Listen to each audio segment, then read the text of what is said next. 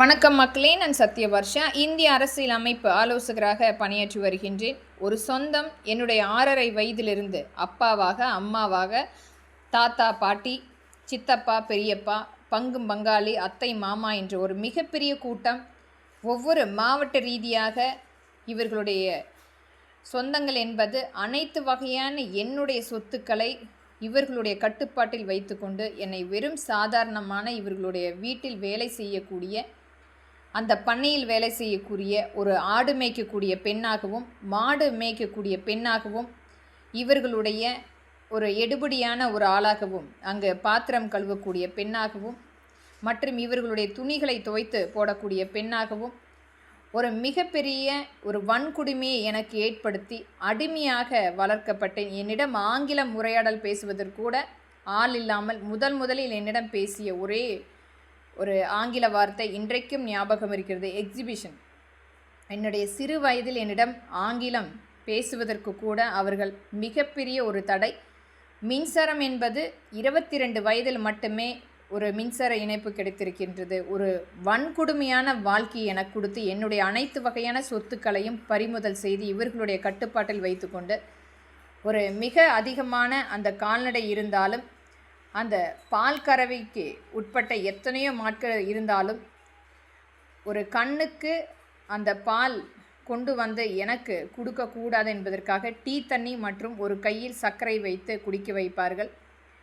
இவர்கள் சமைக்கும்போது மட்டுமே சாப்பிடக்கூடிய நாட்கள் எத்தனையோ இருந்திருக்கின்றது.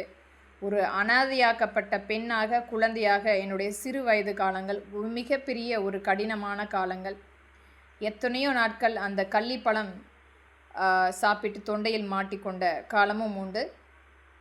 ஒரு சித்திரவதைக்கு உட்பட்டு இன்றைக்கு நான் வளர்ந்திருந்தாலும், இது மக்களுக்குரிய, இன்றைக்கு நான் ஆற்றக்கூடிய இந்த அரசியல் அமைப்பு ஆலோசகராக நான் வந்தாலும், இது மக்கள் என்னை அன்றைக்கு ஆதரித்து ஒரு வங்கியில் வேலை செய்யும்போது அந்த வங்கி கொடுத்த அத்தனை எனக்கு பயிற்சி அளிப்பு மற்றும் என்னுடைய சமூகம் சார்ந்த மக்கள் என்னை ஆதரித்து அடுத்த கட்டத்துக்கு நான் நகர வேண்டும் என்று ஒவ்வொருவருமே முகம் தெரியாத நபர்கள் தெரிந்தோ தெரியாமலும் எனக்கு அன்றைக்கு உதவி செய்தார்கள். ஆனால் இந்த குடும்பம் இன்றைக்கும் அந்த சொத்தை மிகப்பெரிய அளவில் ஒரு அடைய வேண்டும் என்பதற்காக முழு முயற்சியாக வேடம் திரித்து என்னை பழி வாங்க வேண்டும் என்பதற்காக இன்றைக்கும் ஒரு சொந்தம் என்று சொல்லி ஒரு காழ்ப்புணர்ச்சி காரணமாக இந்த திராவிட முன்னேற்ற கழகத்தினோடு சேர்ந்து கொண்டு மிக அதிகப்படியான தொந்தரவுகளை கொடுத்து கொண்டிருக்கின்றார்கள்.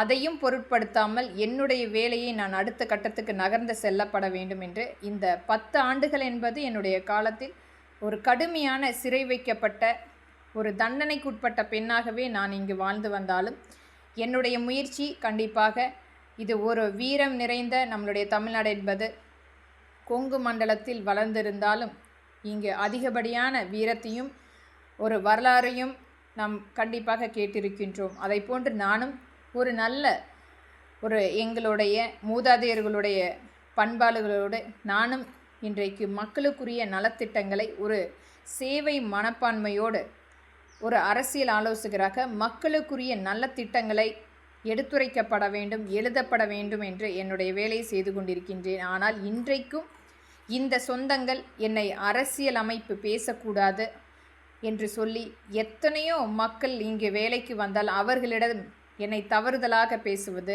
அச்சுறுத்துவது, ஒரு முறையற்ற வார்த்தைகளை சொல்லி எள்ளி நகையாடுவது, இன்றைக்கும் இந்த திராவிட முன்னேற்ற கழகத்தின் 5 வருட கால ஆட்சி என்பது இந்த காவல்துறை, மருத்துவர்கள், இந்த பொய்யான சொந்தங்கள் அனைவருமே என்னை மிகப்பெரிய ஒரு கடினமான சூழ்நிலையை ஏற்படுத்தினார்கள். ஆனால் அதையும் மீட்டெடுத்து இன்று ஒரு நிலையான ஒரு நிலையில் இன்று நான் பேசிக்கொண்டிருக்கின்றேன். என்னுடைய இந்த அனுபவம் என்பது அடுத்தவர்களுக்கு கண்டிப்பாக ஒரு தைரியத்தை கொடுக்கும். தாய் தந்தை இல்லாத எத்தனையோ குழந்தைகள் என்னை விட சித்திரவதைக்கு உட்படுத்தியிருக்கலாம். ஆனால் அதையும் மீட்டெடுத்து கொடுக்கக்கூடியது காலம் என்பதே. முகம் தெரியாத எத்தனையோ நபர்கள் நமக்காக நின்று தெரிந்தோ தெரியாமலோ நமக்காக பங்களிப்பு கொடுப்பார்கள். இன்று என்பது நிலையான வாழ்க்கையில் நாளை கண்டிப்பாக நமக்குரிய வெற்றி காத்திருக்கின்றது. நன்றி மக்களே.